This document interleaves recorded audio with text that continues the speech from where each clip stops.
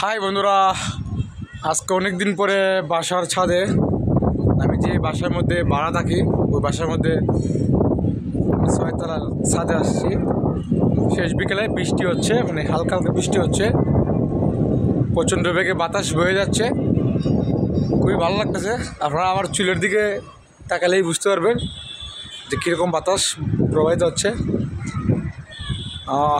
মানে দূর থেকে বৃষ্টি তাড়া করে আসছে, খুবই ভালো লাগতেছে। এখন হয়তো একটু বৃষ্টি বাড়তেছে আর বাতাসটা কমে গেছে।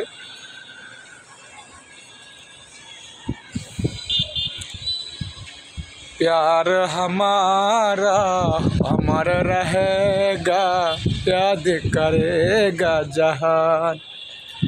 तू मुमताज है मेरे ख्वाबों की, मैं तेरा शाह जहान। ओ ला ला ला লা লা লা। আমার নিজের জেলা হবিগঞ্জ শহর আসলে অনেক সুন্দর।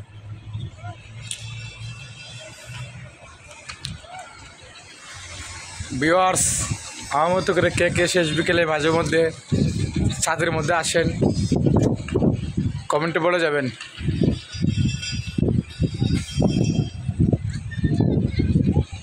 খুব ভালো লাগতেছে। ভালো থাকবেন, আল্লাহ হাফেজ।